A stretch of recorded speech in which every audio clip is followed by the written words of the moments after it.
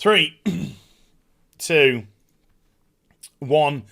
Hi everyone, it's Az here from HeelvsBabyface, and I've just finished watching The Haunting of Villa Diodati. I'm not Italian, so that's the best pronunciation that you're gonna get from me, okay? And as always, I'm gonna try and be as fair as I possibly can. So with that said, this week's episode was... I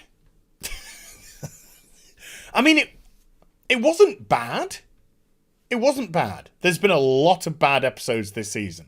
It wasn't bad. There were some good elements to it. There were some boring elements to it. And there were some downright bad elements to it. So it was a completely mixed bag. And I think one of the reasons why is this episode ultimately has a very simple story. And I think it was very tough to try and stretch that very simple story for 50 minutes.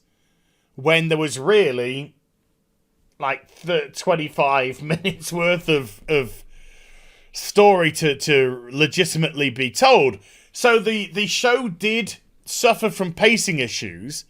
Now, admittedly, I zone out a lot when it comes to watching Doctor Who, because I do get incredibly bored and it doesn't hold my attention. So I'm sort of watching it, but then I realise I've switched off and I'm thinking about, I don't know, maybe I should buy some Legos or something like that. And then I'm like, oh no, I'm watching Doctor Who. Oh God.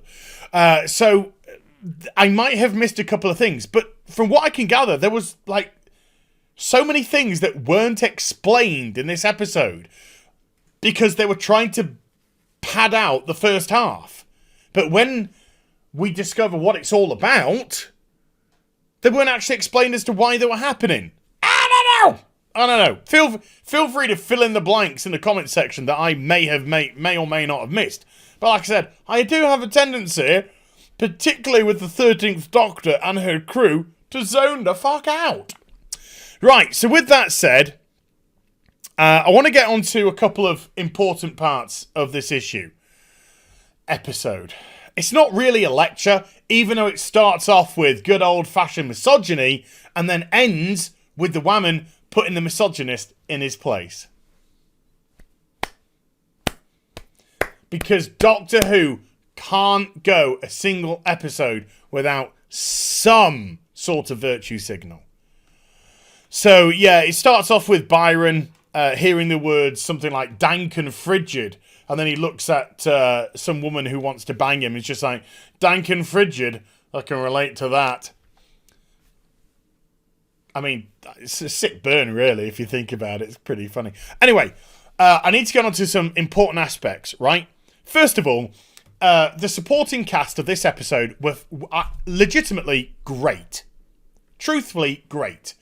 Byron, Shelley, the physician, well, both Shelleys, the physician, the valet, the maid, the French maid, unfortunately not in a French maid outfit, or Italian maid maybe. No, I think she spoke French, not Italian. I don't know, I'm all confused now. Anyway, they were all very good.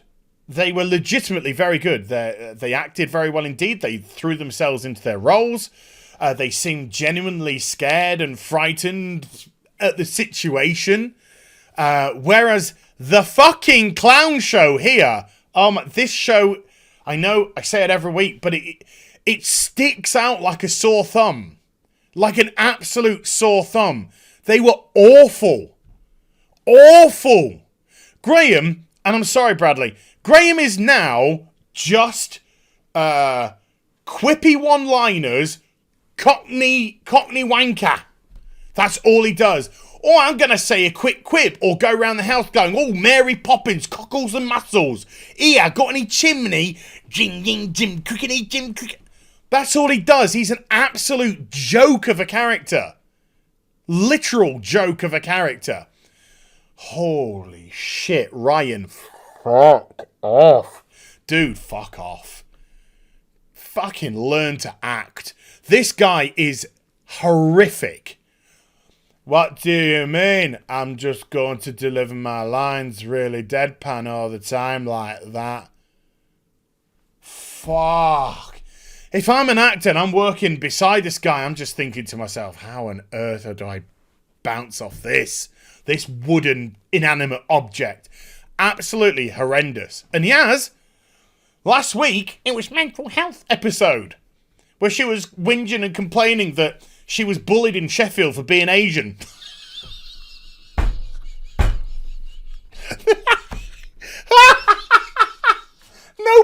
Nobody in fucking Sheffield gets bullied for being Asian, sweetheart. Jesus Christ, it was hilarious. And I can see why her character might have, because she's just obnoxious. She just goes around going, this cast, and the Doctor is kind of like ramps up the obnoxiousness in this episode. So this is a clown show. And unfortunately, the rest of the cast, the Shelleys and the Byrons and all that kind of stuff, they legitimately seem to put their heart and soul into the episode. And when they were speaking, when they were conversing, Byron was excellent. This guy was excellent. I was thinking to myself, I would have much rather not had the clown show here, or possibly just had the Doctor on her own without the stupid circus. And maybe that would have been a better episode. But I don't know. Absolutely horrendous. So, of course, because the first part... they were all very good. Because the first part of the episode is really just trying to pad out, there's lots of mysteries which aren't truly explained. Like, for instance, the baby. This is Shelley's baby. Mary Shelley's, the Shelley's baby, I should really say. And the Cyberman seems to be, because there's a Cyberman later, seeking it out, but it's all weird. Anyway, I'll get... This is the maid. And it all starts with, we're going to start doing spooky stuff around the house. A vase goes flying across the hallway. She turns around. It's like, oh, how did that happen? Are you scared yet? No, not really. Then it sort of does a lot of... it sort of does a lot of non-scary jump scares. And what I mean by that is somebody will walk in a room and go, oh! Well, it's not even remotely scary.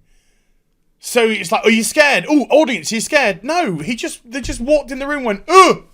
For some reason. Somebody opened the door. Oh!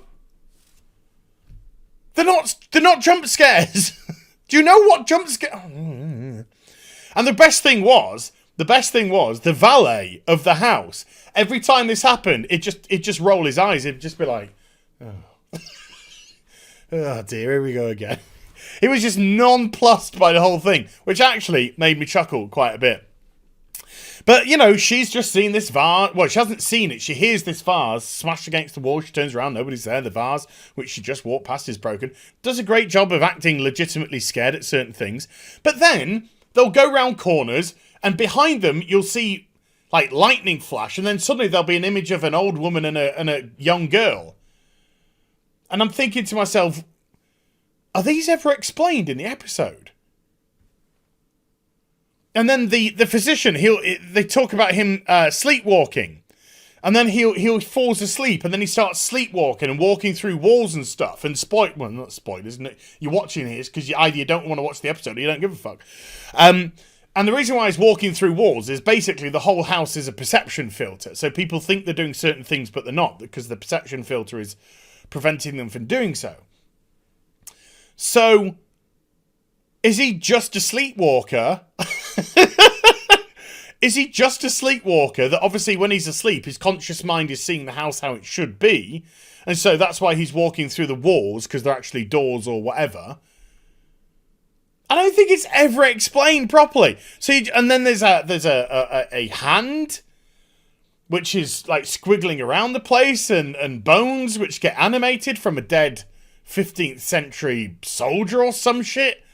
And I don't know if this is ever explained. Is it the Cyberman? Is it Shelley? I'm sort of like, did I just zone out and miss the explanation? I don't care now. I've decided I don't care. So the Doctor shouts at Yaz for some reason, because the Doctor hates her companions. She has all through the series, and I've got no idea why she has them or why she goes around with them. Bradley Walsh just walks around the house going, "I need the piss, Mary Poppins, cockles and mussels." There. This is like a maid behind. It's just like, why? And she vanishes and she appears and vanishes at a couple of other occasions. Why? Why? I don't know. Anyway, Yaz tells her, you know, don't worry, in the future there's really bad actresses and I'm one of them. And she's like, oh my God, I hope I don't dissolve into the absolute hot mess that you are as an actress. Then the Doctor just acts pompous all the time because it's pompous Doctor. Byron tries to get into her knickknacks. Paddy acts, give a dog a boner. Mary Shelley sits down with Ryan. With Ryan, and she's like, would you like to get some acting lessons? And he says, I don't know what you mean about acting lessons. I am a great actor, me. I was hired on talent. And she goes, Jesus fucking Christ. And then they move on to the next scene where Byron goes, Doctor, get your phone alert! And she's like, wait, no. And he's like, all right then, fine, whatever. But Byron, of course, is the misogynist bad guy, so he's allowed to be ridiculed at all occasions. And then they're like, why is everything going weird in the house? And she's like, well, we've only got like 25 minutes of actual material for this episode, so we just got to stretch it out. And she's like, Jesus Christ, is this bad acting actually killing you? It looks like it's killing you. Look, man, sit down before you die of bad acting. And actually, Shelley was really good. Well, like I said, all the ancillary cast, all the supporting cast were superb. Well, they were excellent in this episode. So they just dick around in the house, not doing a lot. And then Ryan, for some reason, just acts really obnoxiously to the physician or whatever. So he challenges Ryan to a duel. And then everyone's just like, no, we can't do that. And then it stops.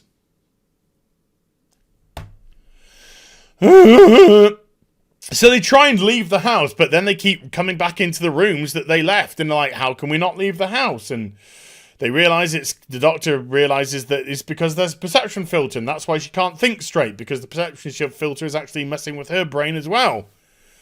Ah, Jesus Christ. And then there's storms raging and Byron's just like, Jesus Christ, I hope this Doctor regenerates soon. She's kind of getting on my tits at the moment. And so they all get stuck in various predicaments, and the Doctor works out there's a perception filter and says, close your eyes, imagine how things are. And so the actual supporting cast here now shine because the other cast, the companions, they don't know the layout of the house. So they have to be told everything by the supporting cast, which again shows that they are absolutely useless and surplus to requirement, and why they're there, I've no idea. So we're kind of I'm really got to escalate this, because there really is nothing particularly going on for 25 odd minutes. And then the lights go out in the house, we've got all the animated bones, here we go. And there is an entity outside that's trying to get in, and the perception filters have been put into place to stop this entity from trying to get in the house. But they managed to get in and materialize, and guess what? It turns out to be Cyberman, and the Doctor actually calls him a Cyberman. It's a Cyberman, and I was like, whoa, because I was expecting cyber person, cyber people, legit. This is actually where we've got to with Doctor Who. And then a couple of people on Twitter put me straight. And they said, of course she calls them Cybermen, because men are evil. And I was like, duh, stupid as. Yeah, absolutely right. Now, they have, as you can clearly see, gone 100% full Borg. They're just like, do you think we should be subtle or just absolutely 100% rip off the Borg now? And Chibnall's like, well, you've seen my writing. I've got no good ideas. So let's rip off something that people like from another franchise. So you can see there's pipes and tubes now all over the Cyberman. He's taken some battle damage, and so half of his mask is ripped off, so you can see human face, and the and the other part is Cyberman face. Looks cool. Don't get me wrong, it's a rip-off, but it looks cool. And I got to say that this person again, this guy, was great. He was great as this sort of partially made, or this is how the Cybermen are ultimately going to develop. They're going to develop with potential emotions or whatever. It was never quite fully explained. The Doctor hints that he hasn't had his inhibitor chip activated, and that's why he's still got emotions and stuff. But he seems to be a fully fledged Cyberman and been in cyber action, so why wouldn't he have had the inhibitor chip? Because they would have had the inhibitor chip when it was created. So it's all a bit confusing, but never mind. Again, sort of a bit of a mess at times. So he's looking for the Guardian. I'm looking for the Guardian. And they start, and then she shuts the door on him, and that stops him, because wood stops not just the Sonic, but it also stops Cyberman. The saddest thing in the episode happens. The Cyberman kills the valet. The guy who's been really good. Then, the Cyberman unfortunately kills the maid. Then he picks up the baby. So you're like, okay, what's the deal with the baby? And the Cyberman's kind of coochies the baby, and then says, don't worry, you'll be one of us soon. Sort of thing. So you're just like, ooh, what's going on with the baby?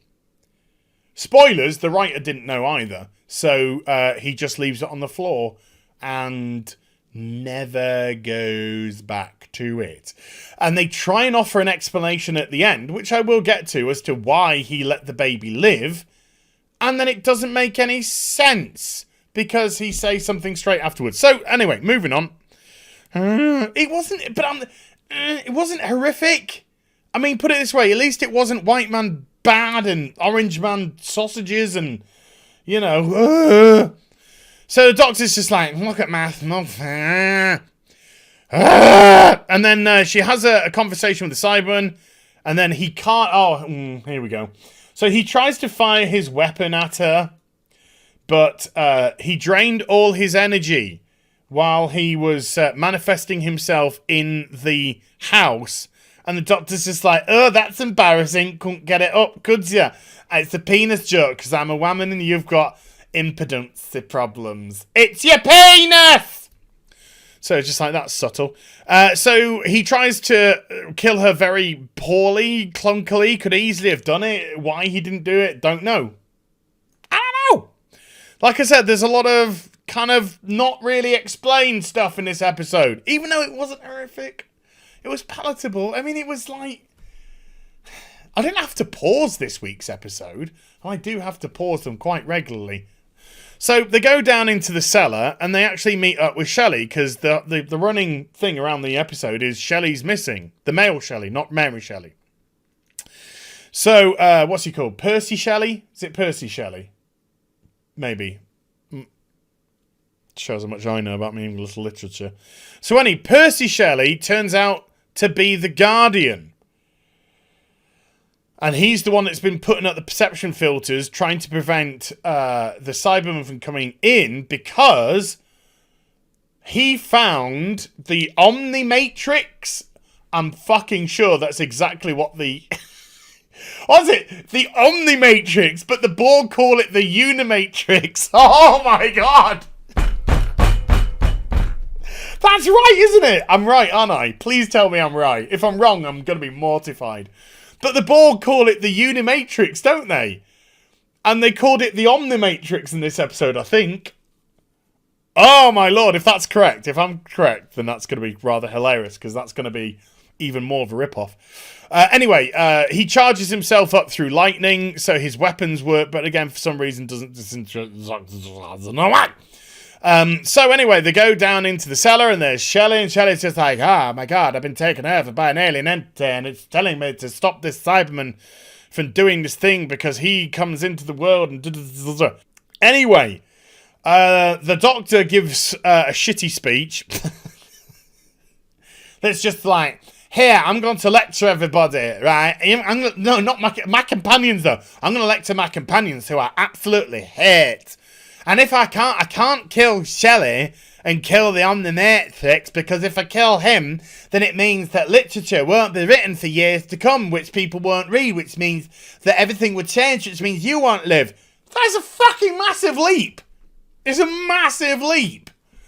So if I kill Shelley, I kill you, Ryan. So is that what you want me to do? Because I'm at the pinnacle of a mountain, because I'm so big fucking brain. It's me, and I've got to make these decisions. And the Cyberman is just like, bitch, shut the fuck up. Oh no, that was just me. Oopsies.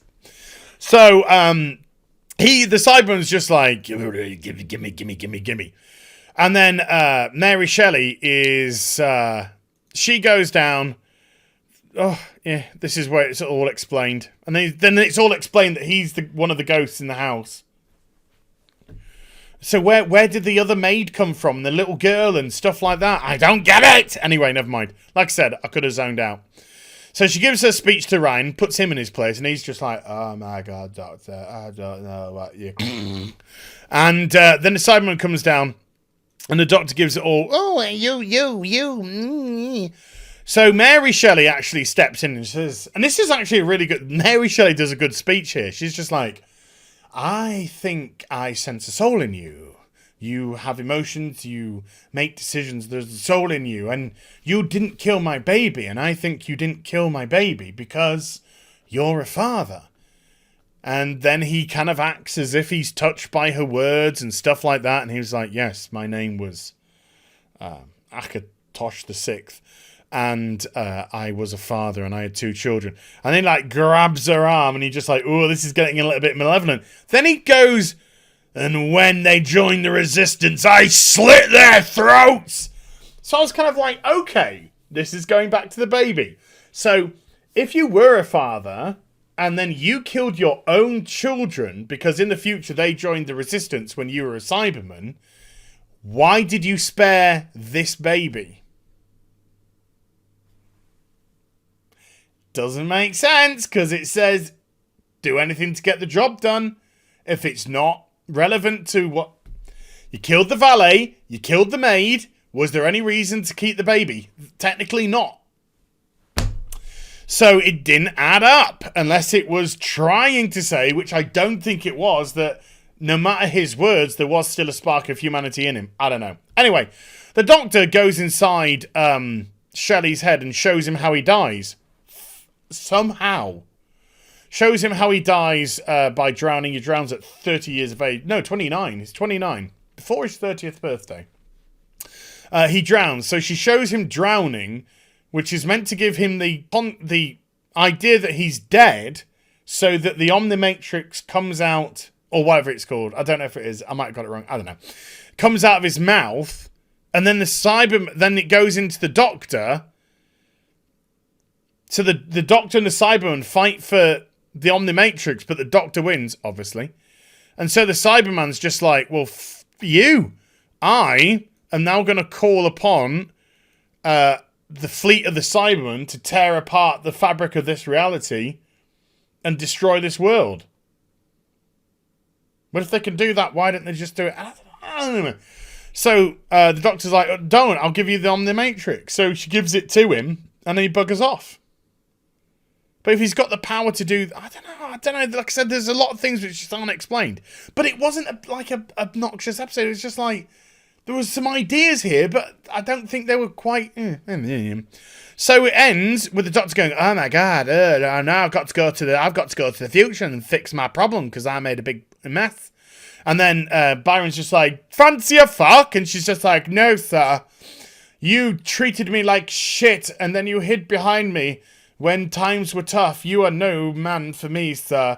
Misogyny be gone. And then she walks off. But the actors were very good. And then it's just like, next week on Doctor Who, we are desperately hoping for some companions to die.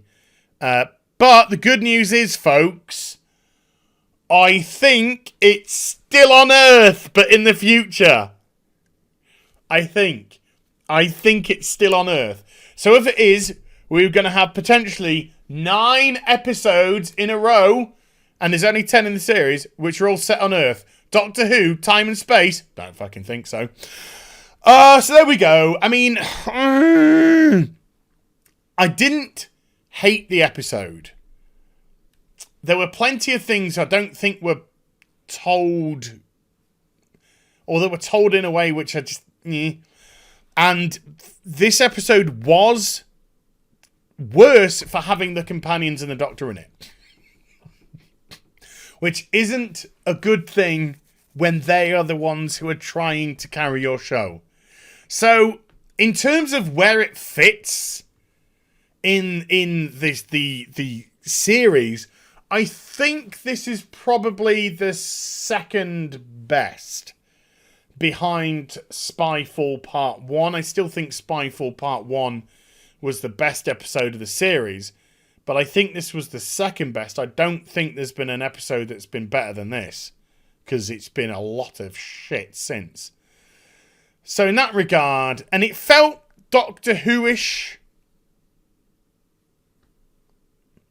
I know these feel like so lame compliments, but again, the huge problem is the Doctor!